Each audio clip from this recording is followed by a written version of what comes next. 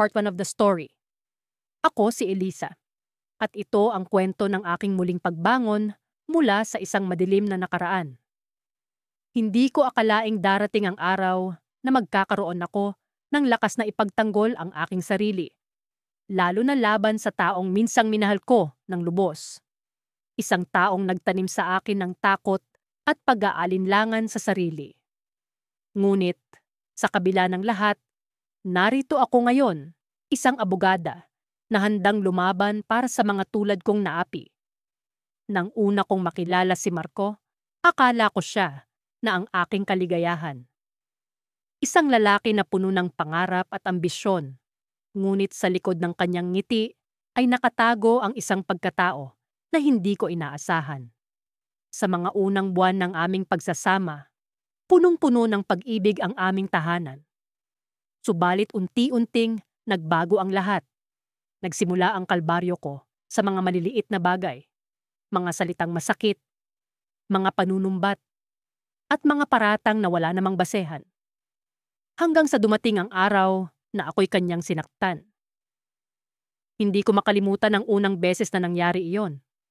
Ang sakit ay hindi lamang pisikal, kundi pati na rin sa aking damdamin. Para bang bumagsak ang mundo ko. Nakakatakot ang kanyang mga mata, tila walang pakialam sa akin. Ang pag-aalala ay pumalit sa pagmamahal, at ang takot ay bumalot sa aking puso. Sa gitna ng aking pagdurusa, nagawa kong itago ang aking mga pasa sa likod ng mga ngiti. Nagawa kong magpanggap na okay lang ako, na kaya kong tiisin ang lahat para sa aming pamilya. Ngunit sa kabila ng aking pagpapanggap, alam kong may mali at kailangan kong kumilos. Isang gabi, habang natutulog siya, ako'y tumayo sa harap ng salamin. Tinitigan ko ang aking sarili at nakita ko ang isang babae na tila hindi ko nakilala. Isang babae na puno ng sugat, hindi lamang sa katawan, kundi pati na rin sa kaluluwa. Sa gabing iyon, nagpasya akong magbago. Hindi ko na kayang manatili sa ganitong sitwasyon. Kailangan kong ipaglaban ang aking sarili. Kailangan kong humanap ng hustisya para sa mga sugat na kanyang idinulot. Alam kong hindi magiging madali ang lahat, ngunit ang pagnanais kong makalaya ay mas malakas kaysa sa takot na aking nararamdaman. Unti-unti akong nag-umpisang magplano. Kinontak ko ang ilang kaibigan at nakipag-ugnayan sa mga organisasyon na tumutulong sa mga tulad kong biktima ng karahasan. Gamit ang kanilang suporta, nakahanap ako ng lakas upang simulan ang aking laban. Ngunit isang gabi, habang ako'y nagpaplano ng pag-alis mula sa aming bahay, biglang bumukas ang pinto ng aming kwarto. Si Marco, sa kanyang mga mata, ay may halong galit at pagdududa. "Ano ang ginagawa mo?" tanong niya. Ang kanyang boses ay puno ng panunumbat. Napatigil ako, hindi ko alam kung paano sasagutin ang kanyang tanong. Ngunit sa kabila ng takot, naramdaman ko ang isang kakaibang tapang sa loob ko. Ito na ang pagkakataon kong makalaya. Ngunit hindi ko inaasahan ang susunod na mangyayari. Ang pagdinig sa kaso ay naganap noong isang maulan na umaga. Kasama ko ang aking abogadong si Ate de la Cruz, isang babaeng matapang at hinahangaan sa larangan ng batas. Sa bawat yapak ko papasok sa korte, ramdam ko ang bigat ng nakaraan, ang mga suntok, mura, at takot na tila nakakapit pa rin sa balat ko. Pero sa likod ng lahat ng iyon, may tila bagong apoy na naglalagablab sa dibdib ko. Sa unang pagkakataon, ako ay narito hindi para magtago, kundi upang lumaban. "Eileen, kaya mo ito," bulong sa akin ni Atty. de la Cruz habang papasok kami sa courtroom. Tumango ako, kahit na ang puso ko'y nagtatatalon sa kaba. Sa harap ko, naroon si Marco, ang dati kong asawa. Nakaupo siya sa mesa ng depensa, tahimik, ngunit may bakas ng yabang sa kanyang tindig. Ganito siya palagi. Laging alam kung paano magmukhang inosente sa mata ng ibang tao. Ngunit alam ko ang totoo, At alam kong oras na upang malaman din ito ng lahat. Nagsimula na ang pagdinig. Ipinresenta ang mga ebidensya, mga larawan ng pasa sa katawan ko, mga medical record, pati na rin ang mga testimonya ng kapitbahay na nakarinig ng sigaw ko noong gabing halos mamatay ako sa kamay niya. Habang ipinapakita ang mga ito, naramdaman kong bumalik ang bawat saksak ng sakit noong mga panahong iyon. Ngunit sa halip na magpadaig, lalo akong tumibay. Ito ang katotohanan, at ang katotohanan ang magliligtas sa akin. Nang tumayo si Marco upang magbigay ng sariling salaysay, hindi ko mapigilang muling pagmasdan ang mukha niya. Ang lalaking minsang nangako ng habambuhay na pagmamahal ay siya ring lalaking bumura sa lahat ng tiwala ko sa sarili.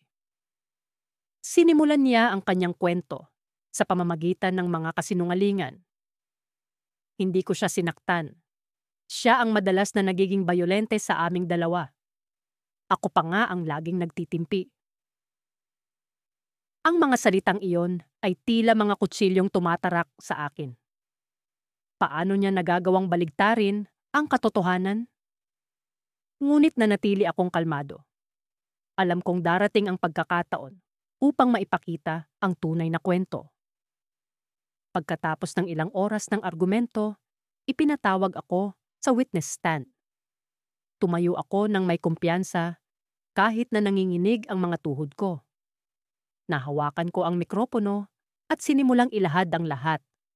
Mula sa araw na una niya akong sinaktan, hanggang sa gabing halos wala nang natira sa akin. Ikinuwento ko ang lahat ng sakit, ang takot, ang mga panahong iniisip kong tapusin na lang ang buhay ko. Ngunit higit sa lahat, sinabi ko kung paano ako muling bumangon. Ang mga sugat ko ay hindi lang pisikal, sabi ko sa harap ng korte. Ngunit ang bawat pasa, bawat pilat ay nagsilbing paalala na kaya kong mabuhay at lumaban. At narito ako ngayon para patunayan na hindi kailanman dapat manalo ang kasamaan. Habang nagsasalita ako, nakita kong tila nawala ang yabang sa mukha ni Marco. Sa kauna-unahang pagkakataon, nakita ko ang takot sa kanyang mga mata. Takot na ang kontrol na matagal niyang hinawakan sa akin ay unti-unti nang nawawala. Pagkatapos ng pagdinig, lumabas ako ng korte na may kakaibang pakiramdam. Hindi pa tapos ang laban, ngunit alam kong nanalo ako sa unang hakbang. Sa bawat hakbang ko palabas, dama ko ang liwanag na unti-unting pumapalit sa madilim na bahagi ng buhay ko. Sa sasakyan pa uwi, tinanong ako ni Ate Ferdinand de la Cruz, "Handa ka na ba sa susunod na pagdinig?" Tumango ako. "Oo, handa na," sagot ko. Ngunit sa likod ng tapang na iyon, may isang tanong na bumabagabag sa akin. Anong susunod na hakbang? Handa na ba akong talikuran ang takot na ito ng tuluyan? Kaya ko bang ipagpatuloy ang buhay ko nang walang poot o galit? Pag-uwi ko sa bahay, naupo ako sa harap ng lamesa. Binuksan ko ang isang kahon na matagal ko nang itinago, ang kahon ng mga alaala mula sa buhay ko kasama si Marco. Naroon ang aming mga dating litrato, mga sulat niya nung panahong akala ko'y mahal niya ako. Sa isang sulok ng kahon, may nakita akong bagay na hindi ko inaasahan. Isang maliit na USB drive. Hindi ko maalala kung paano ito napunta roon, ngunit may kakaibang kaba akong naramdaman. Isinaksak ko ito sa laptop at nakita ko ang mga file na hindi ko inaasahan, mga video at recording. Sa unang play ko pa lang, halos mabitiwan ko ang mouse. Ang boses ni Marco ang naririnig ko. Ang boses niya habang may kausap sa telepono. Tinatalakay ang plano niyang pagtakas kung sakaling makonvict siya sa kaso. Walang makakapigil sa akin. Hindi niya ako maipapakulong, sabi niya sa recording. May paraan palagi at siguradong hindi niya malalaman kung paano. Natigilan ako. Hindi ko alam kung ano ang mas masakit. Ang marinig ang boses niya muli o ang malaman kung gaano kalalim ang plano niyang pagtakas sa hustisya. Ngunit sa halip na panghinaan, naramdaman ko ang lakas na hindi ko pa nararamdaman noon.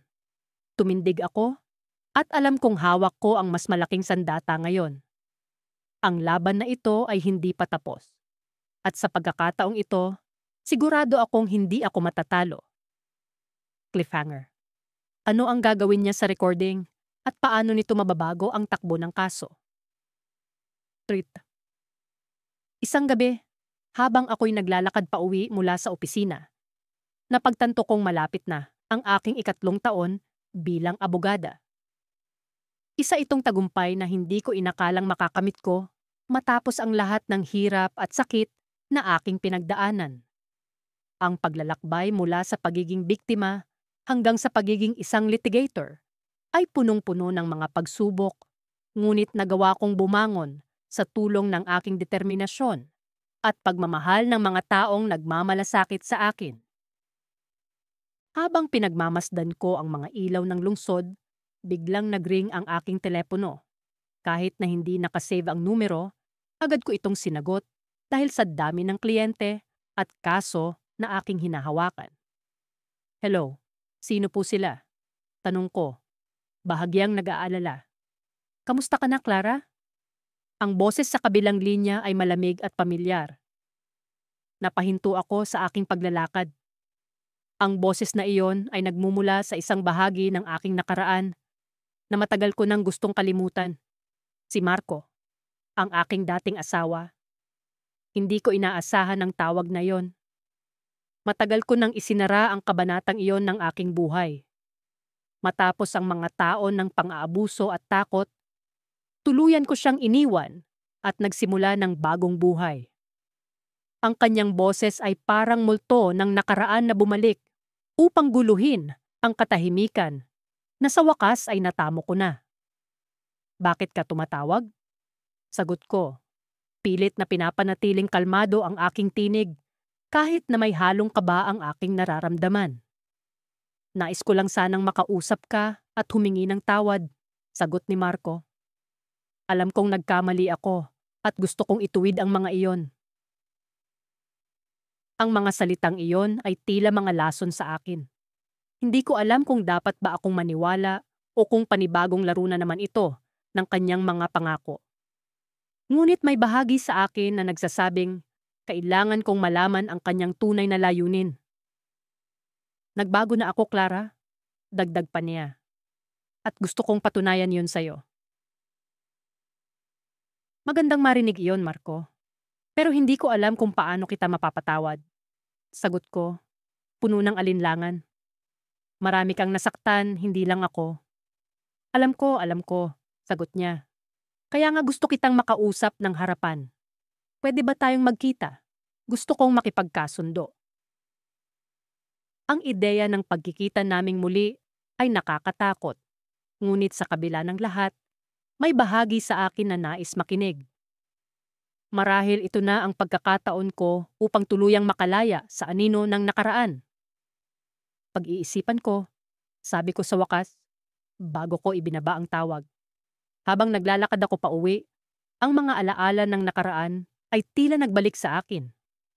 Ang mga araw at gabi ng pagdurusa, ang mga sugat na hindi lamang pisikal, kundi pati na rin emosyonal. Ngunit kasabay nito, naalala ko rin ang mga taong tumulong sa akin upang makabangon, ang aking pamilya, mga kaibigan, at mga kapwa biktima na naging inspirasyon ko upang ipagpatuloy ang laban. Kinabukasan, sa opisina, habang abala ako sa paggawa ng mga dokumento para sa isang kaso, may natanggap akong isang liham. Binuksan ko ito at laking gulat ko nang makita kong mula ito kay Marco. Nasa loob ng sobre ang isang maikling sulat at isang larawan.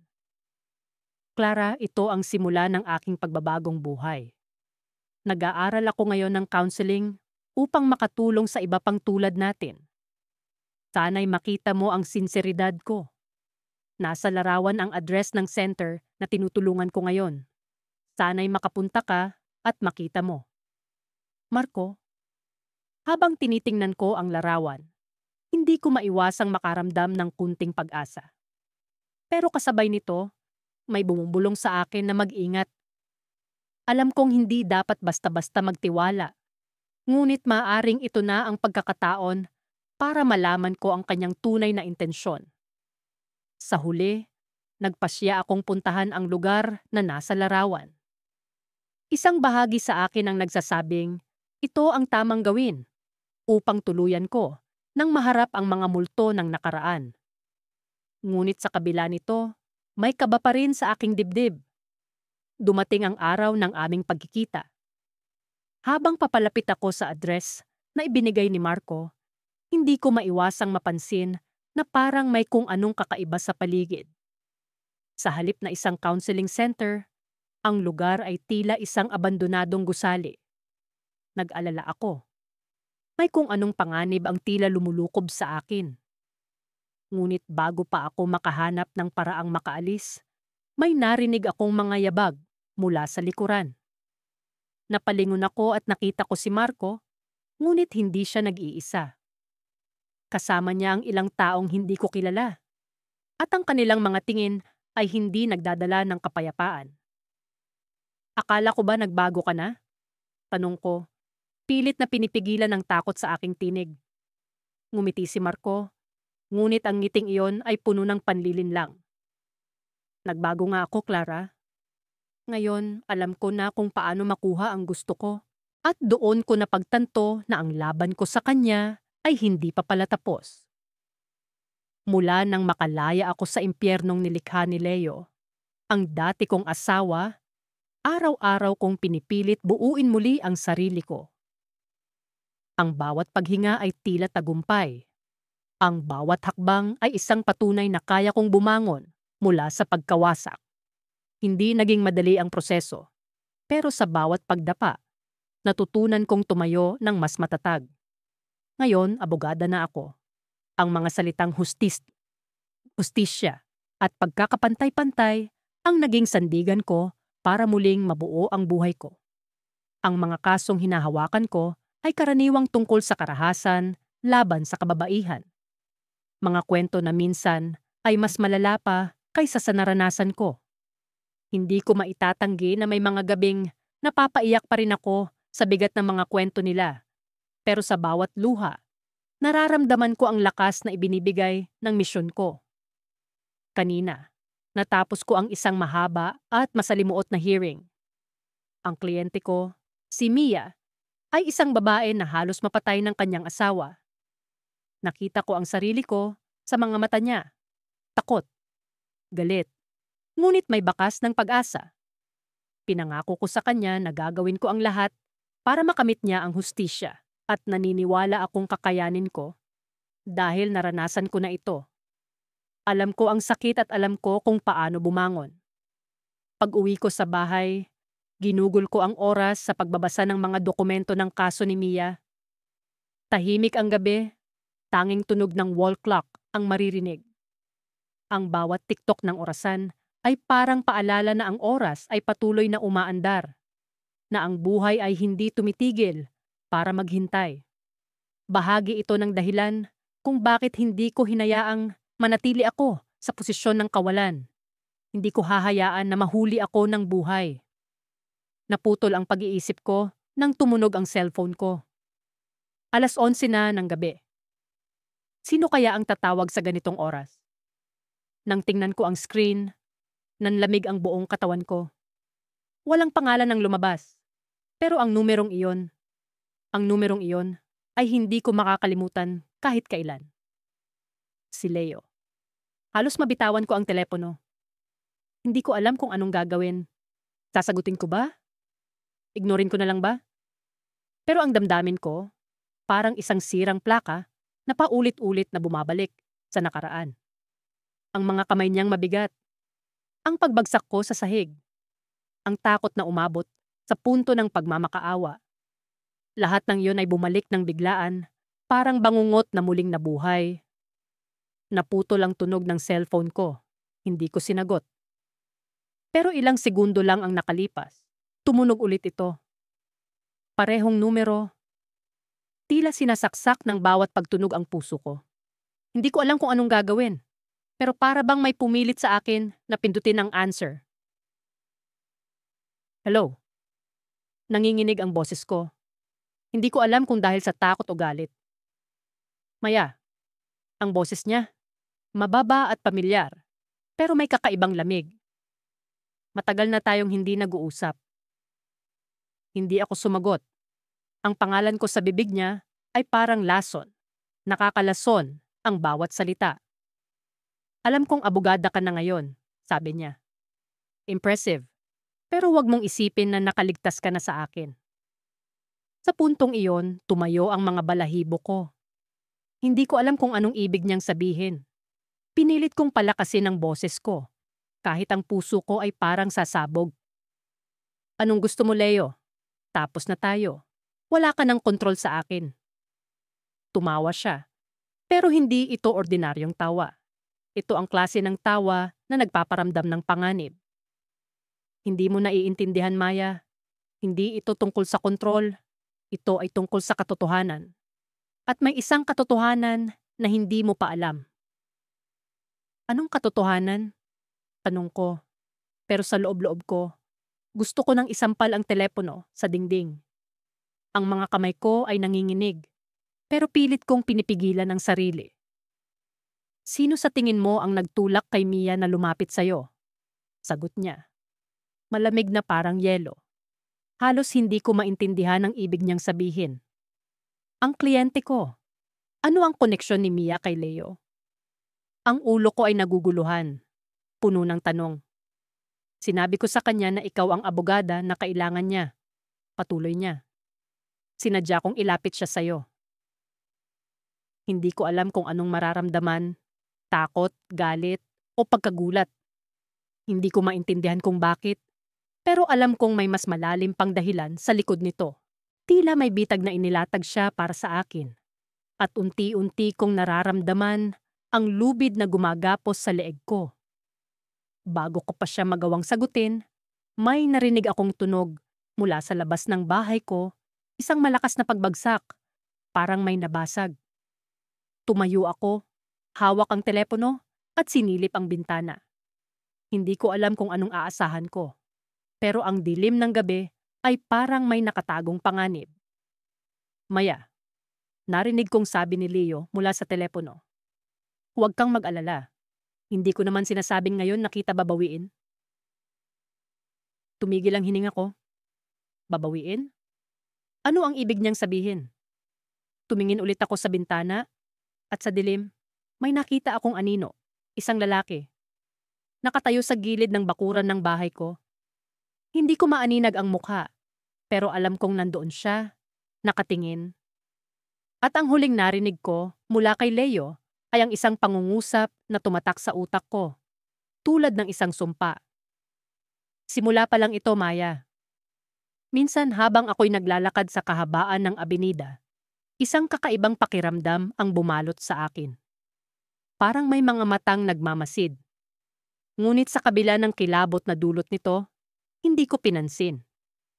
Marahil ay dadala lamang ito ng aking pagod sa trabaho bilang isang abogada. Sa bawat kasong hinahawakan ko, lalo na't may kinalaman sa karahasan sa tahanan, tila nararamdaman kong muli ang aking pinagdaanan. Nang umuwi ako sa bahay, sinalubong ako ng malamig na hangin mula sa bintanang nakabukas. Isinara ko iyon at nagtungo sa kusina para maghanda ng hapunan. Habang hinihiwa ang mga gulay, biglang kumalampag ang pinto sa likod. Tumigil ako, pilit na pinakikiramdaman ng paligid. Wala akong kasama sa bahay at imposibleng may hangin na magpapagalaw doon. Dahan-dahan akong lumapit, hawak ang kutsilyo at bumungad sa akin ang isang maliit na papel na may nakasulat na mag-ingat ka. Sumabog ang puso ko sa kaba. Mabilis kong isinara ang pinto at sinigurong nakalak ito. Ang mga kamay ko'y nanginginig habang tinatago ang papel sa isang drawer. Alam kong hindi ito biro, ngunit hindi ko rin alam kung sino ang maaring may kagagawan nito. Maraming posibilidad ang pumasok sa isip ko. Ngunit isa lang ang malinaw. May nakakaalam sa mga hakbang ko. Sa mga sumunod na araw, mas naging maingat ako. Pinili kong magtrabaho mula sa bahay at iwasan ang paglabas ng mag-isa. Tinawagan ko rin ang ilang mga kaibigan at kasamahan, ngunit wala sa kanila ang may nalalaman tungkol sa kakaibang mensahe. Isang gabi, habang ako'y nakahiga, nag-ring ang cellphone ko. Isang hindi pamilyar na numero ang nakarehistro sa screen. May kung anong kaba ang bumalot sa akin, ngunit sinagot ko pa rin ito. Hello? Ang sabi ko. Pilit na pinatatahan ang nanginginig kong boses. Kamusta ka na, Celia? Ang boses na narinig ko ay tila boses ng isang multo mula sa aking nakaraan. Si Marco, ang dati kong asawa. Ang taong minsang nagpahirap ng aking buhay, na ngayon ay tila bumabalik upang guluhin ang katahimikan ko. Bakit ka tumatawag?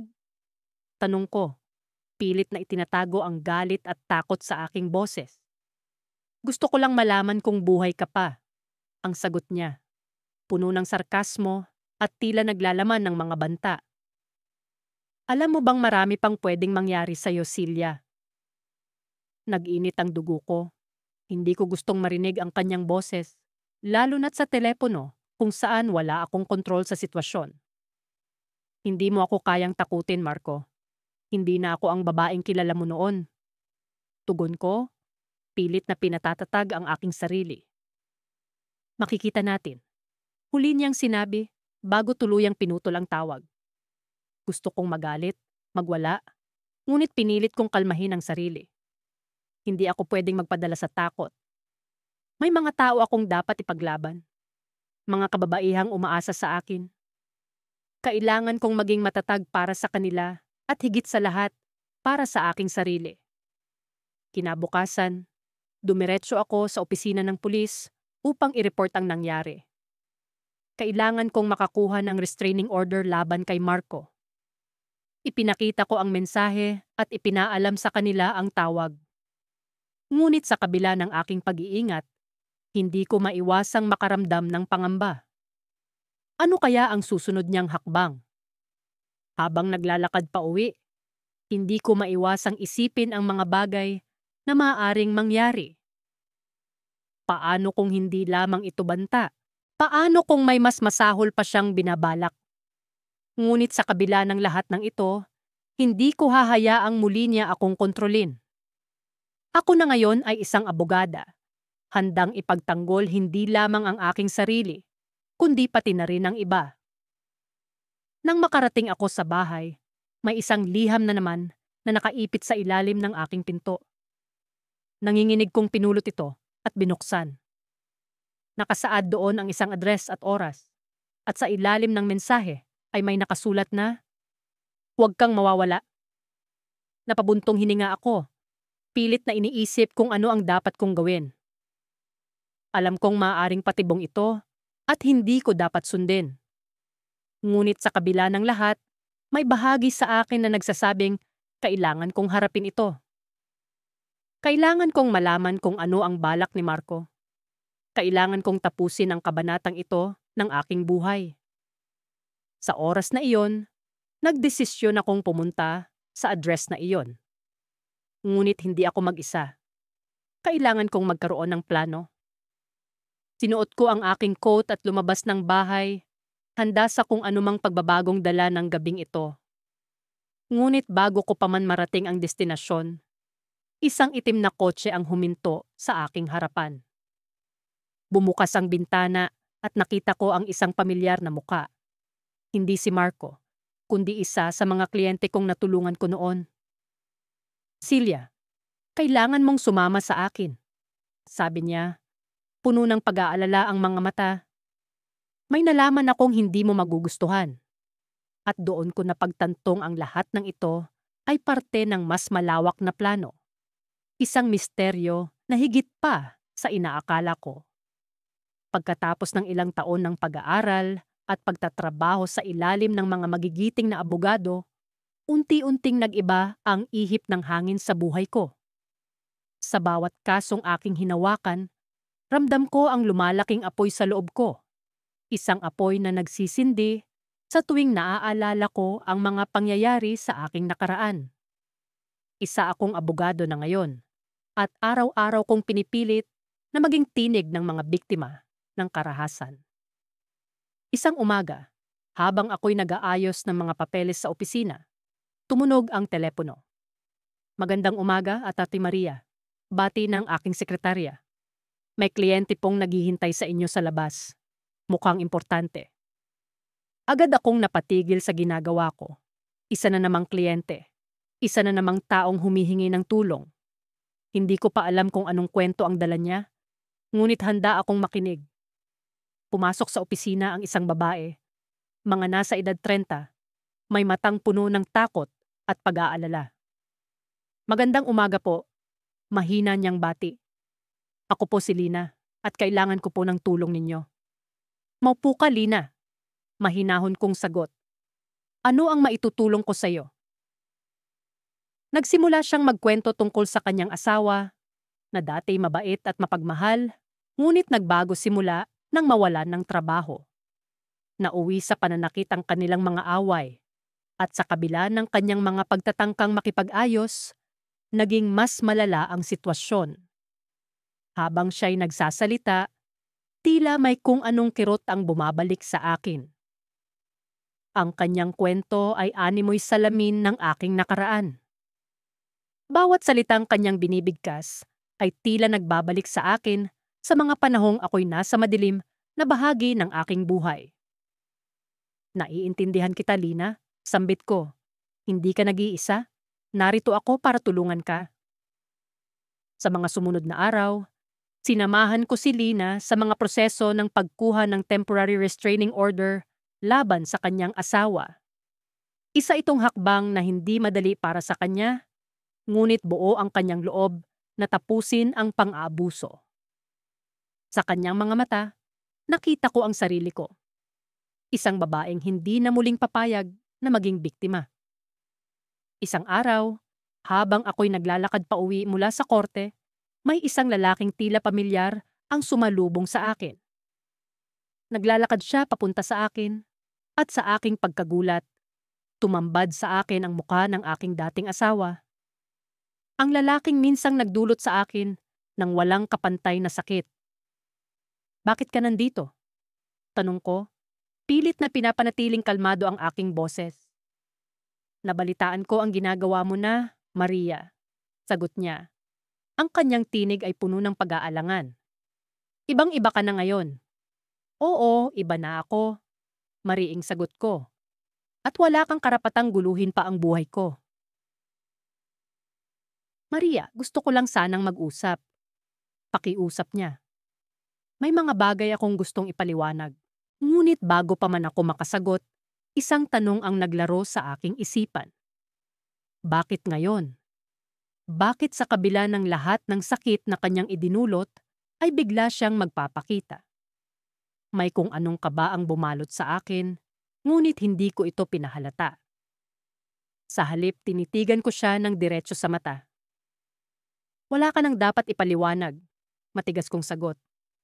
Tapos na tayo. Ang mahalaga ngayon ay ang kasalukuyan at ang mga taong dapat kong tulungan. Naglakad ako palayo, pilit na itinataboy ang mga alaala ng nakaraan. Ngunit sa likod ng aking isipan, hindi ko maiwasang magtanong. Ano nga ba ang plano niyang gawin? At bakit ngayon pa siya nagpakita? Sa kabila ng aking pangamba, mas pinili kong pagtuunan ng pansin si Lina at ang iba pang biktima na nangangailangan ng aking tulong. Alam kong ang laban na ito ay hindi lamang tungkol sa akin, kundi para rin sa lahat ng mga kababaihang patuloy na lumalaban para sa kanilang karapatan. Ngunit sa isang sulok ng aking isipan, hindi ko maiwasang isiping ang pagbabalik ng aking dating asawa ay may mas malalim na dahilan.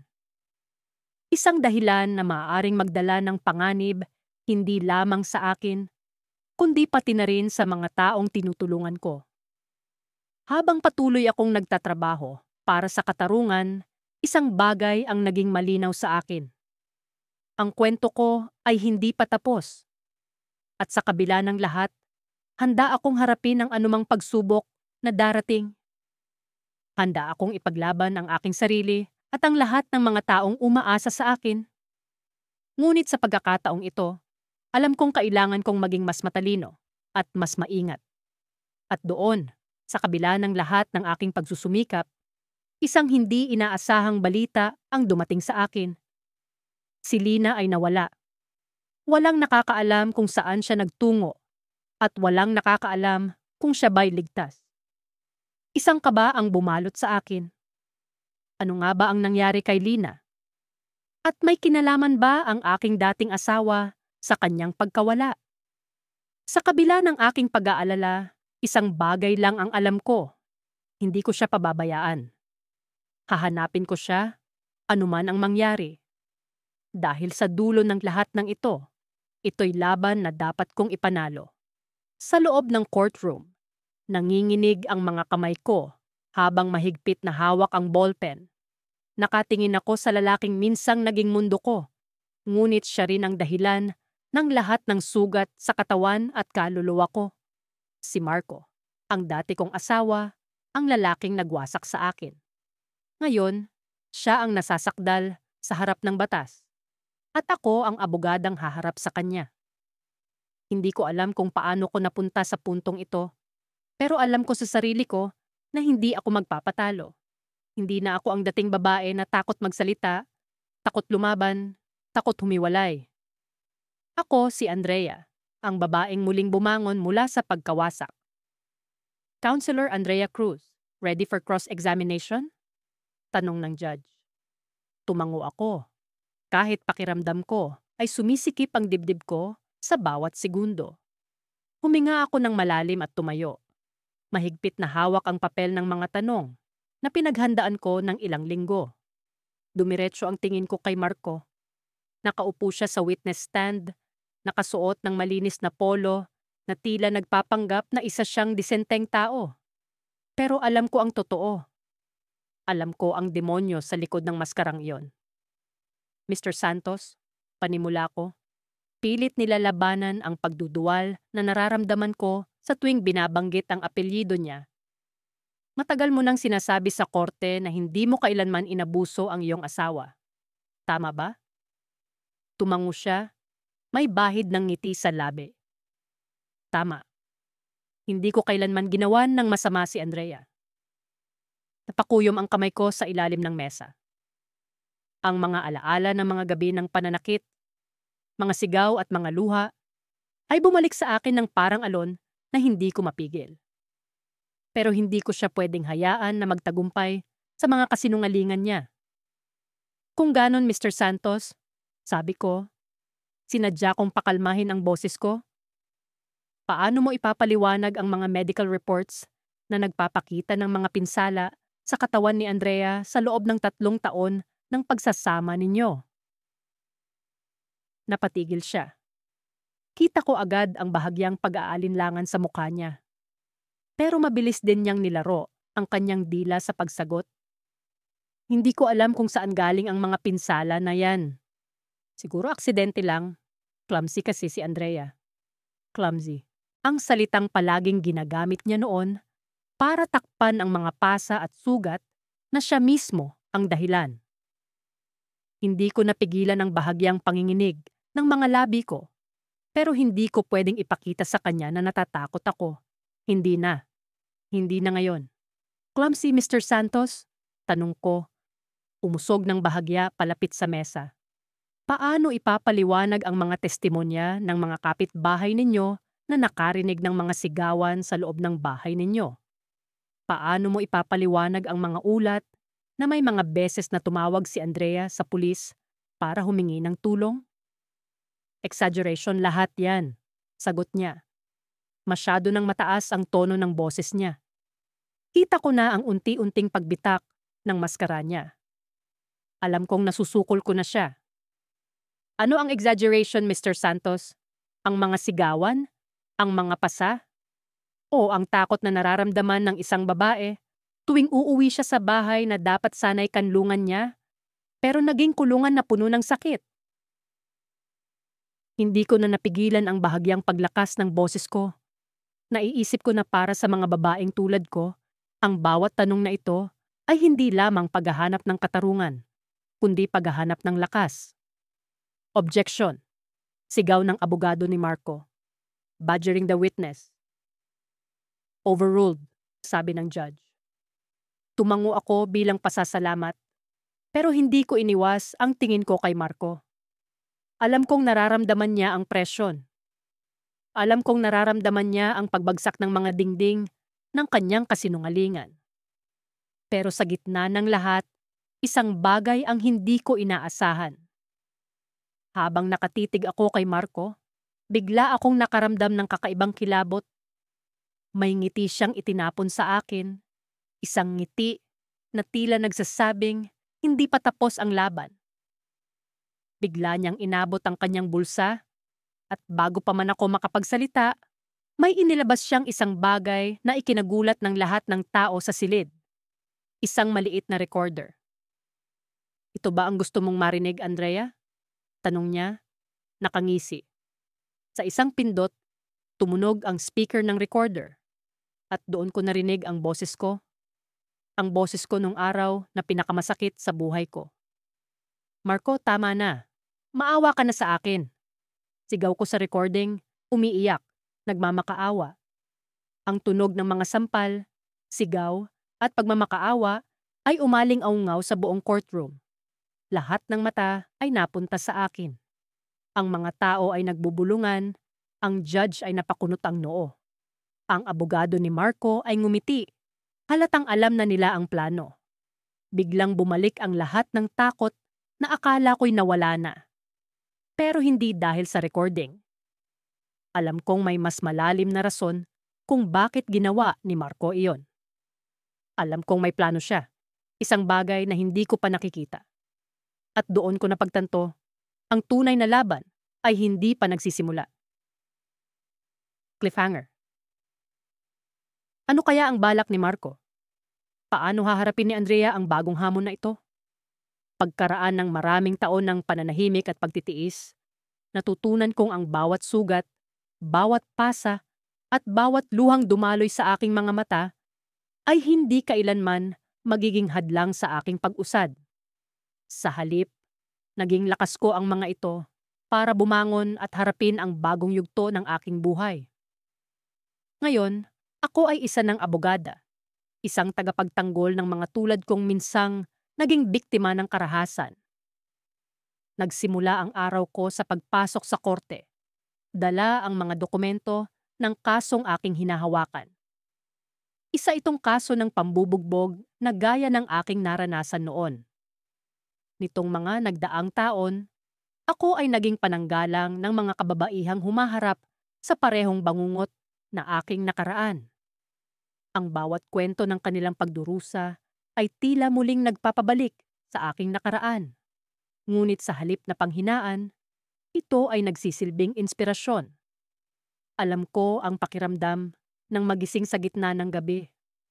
Nanginginig at takot na takot. Alam ko rin ang pagnanais na makalaya. Habang hinihintay ko ang pagdating ng aking kliyente, hindi ko naiwasang mag-isip sa mga nangyari sa akin. Ang kanyang mga suntok, ang kanyang mga sipa, at ang kanyang mapang-abusong pananalita ay tila ba nakaukit na sa aking kaluluwa. Ngunit hindi ko hinayaan na iyon ang magdikta ng aking magiging kinabukasan. Sa halip, ginawa kong sandata ang mga alaala. Tinuruan ko ang aking sarili na muling maniwala sa pag-asa kahit pa noong una ay tila imposible ito. Nang dumating si Maria, ang aking kliyente, nakita ko sa kanyang mga mata ang parehong takot at pag-asa na minsang nasa akin din.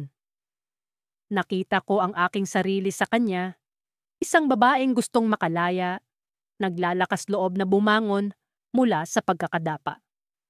Nandito ako para sa iyo, Maria, sabi ko habang inaabot ang kanyang kamay. Hindi ka nag-iisa sa laban na ito. Habang nag-uusap kami, unti-unti niyang ibinahagi ang kanyang kwento.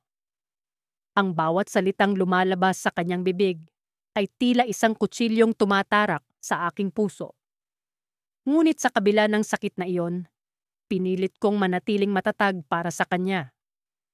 Alam kong kailangan niya ng lakas at kung iyon lang ang maibibigay ko, ibibigay ko ito ng buong puso.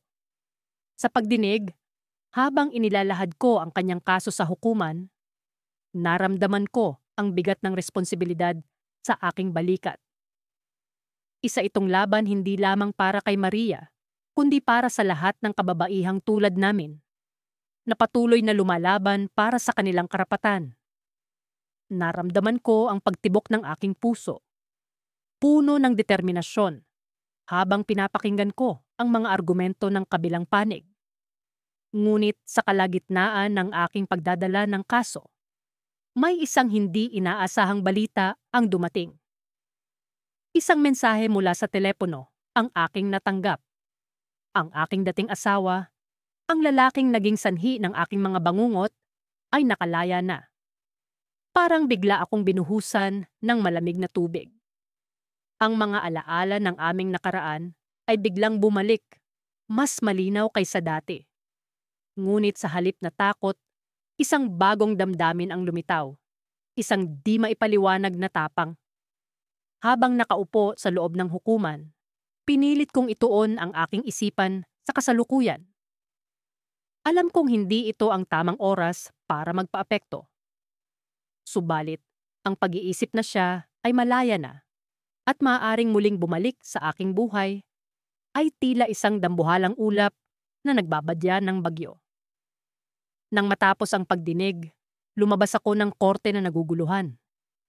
Ang hangin sa labas ay tila mas mabigat kaysa kanina.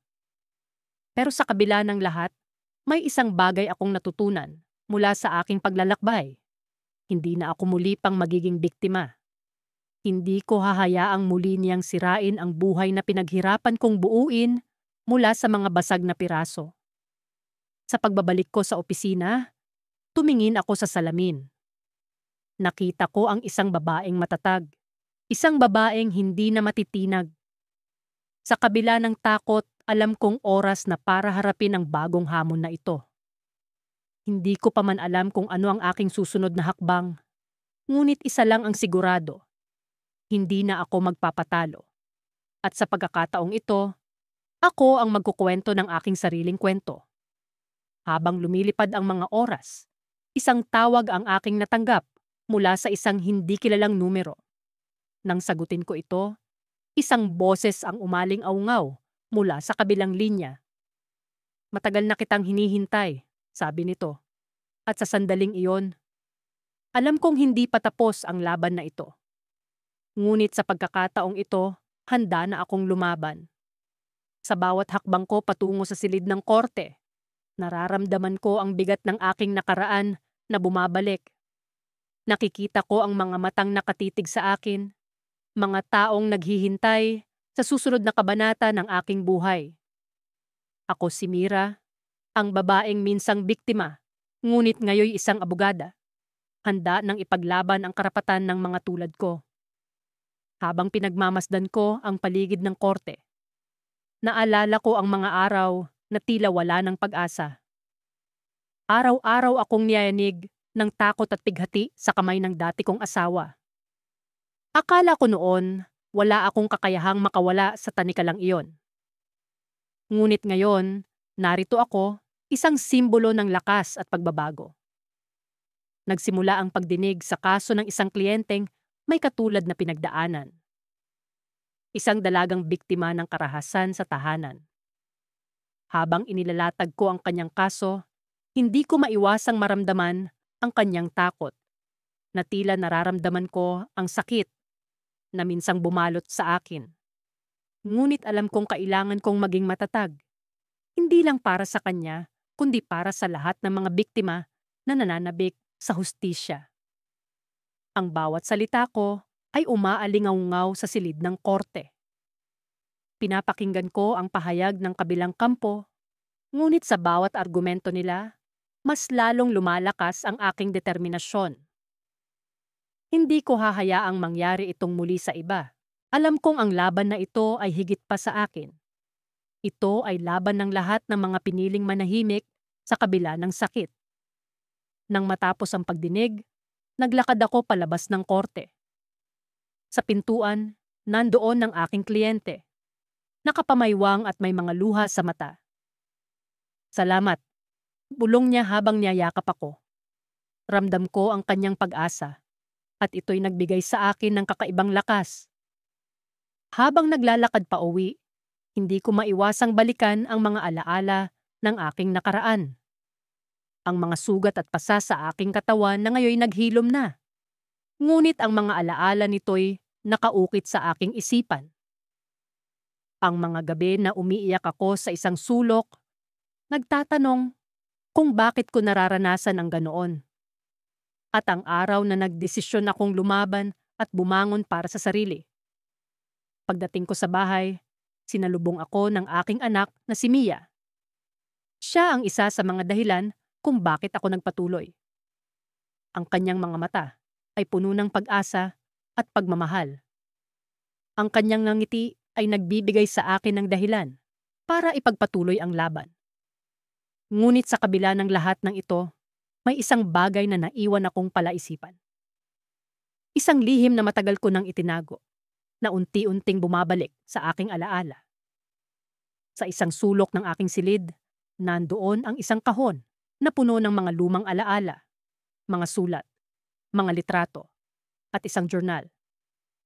Nagdesisyon akong buksan ang kahon na iyon. Habang binubuklat ko ang bawat pahina ng lumang journal, bumabalik sa akin ang mga alaala ng aking nakaraan. Sa likod ng isang pahina, may isang bagay na hindi ko inaasahang makita, isang sulat mula sa isang taong matagal ko nang kinalimutan. Isang taong akala ko'y wala ng papel sa aking buhay. Habang binabasa ko ang sulat, unti-unting bumabalot sa akin ang kaba. Ang mga salitang nakasulat doon ay tila mga aninong nagbabalik sa akin sa isang yugto ng aking buhay na pilit kong nilimot. Sa huli ng sulat, may isang linya na nag-iwan sa akin ng matinding pag-aalinlangan. Mira, hindi pa tapos ang lahat.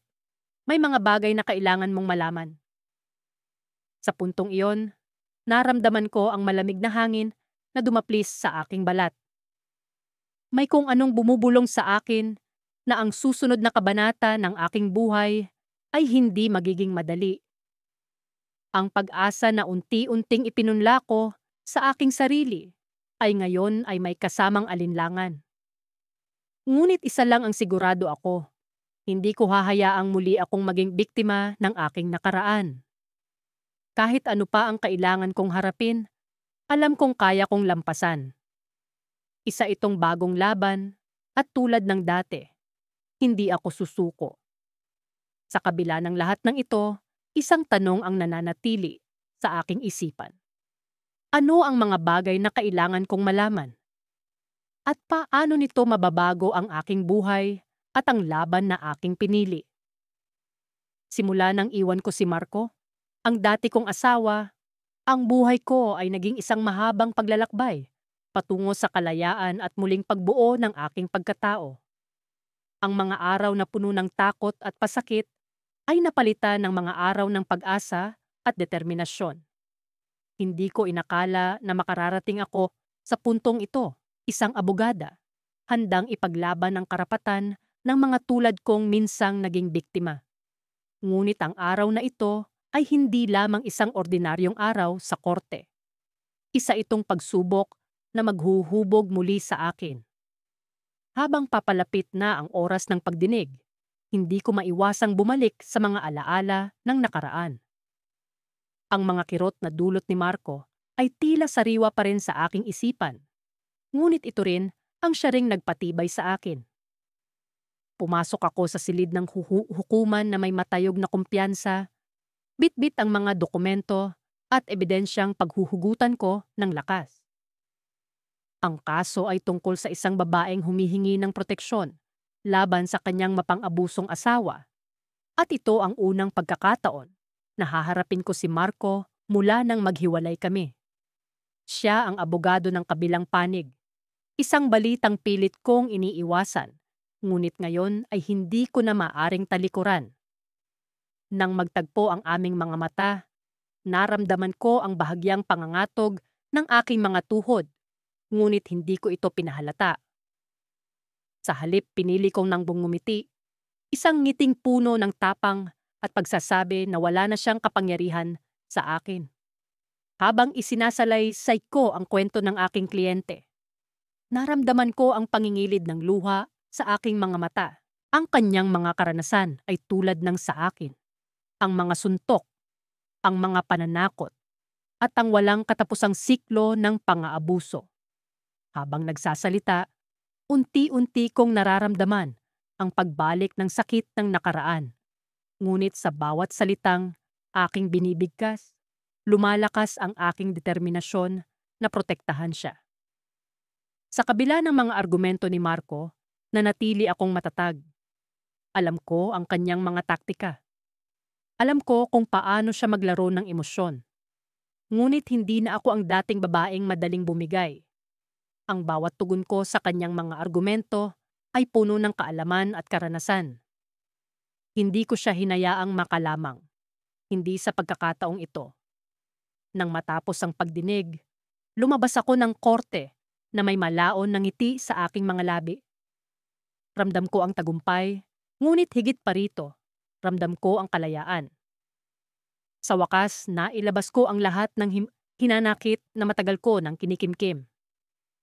Ang kaso ay hindi pa tapos, ngunit alam kong nasa panig ko ang hustisya. Habang naglalakad ako palabas, may naramdaman akong kakaiba. Parang may matang nakamasid sa akin. Lumingon ako at nakita ko si Marco sa di kalayuan. May kakaibang ang ngiti sa kanyang mga labi. Isang ngiting puno ng misteryo at paghamon. Hindi ko alam kung ano ang iniisip niya. Ngunit alam kong may binabalak siya. Pag-uwi ko, natanggap ko ang isang liham na walang pangalan. Binuksan ko ito at natagpuan ko ang mga salitang, "Hindi pa ito tapos. Mag-ingat ka."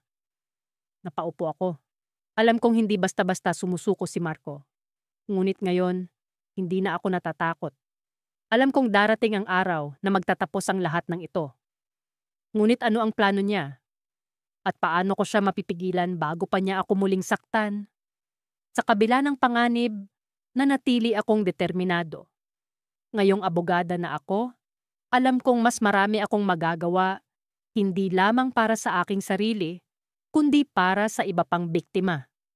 Ngunit paano kung ang susunod na yugto ng labanang ito ay hindi sa korte, kundi sa mas mapanganib na lugar? Ang gabing iyon ay mahaba. Hindi ako makatulog. Paulit-ulit na bumabalik sa isipan ko ang mga sinabi sa liham. Ano ang ibig niyang sabihin? At bakit ngayon pa niya ako pinipilit na bumalik sa dilim?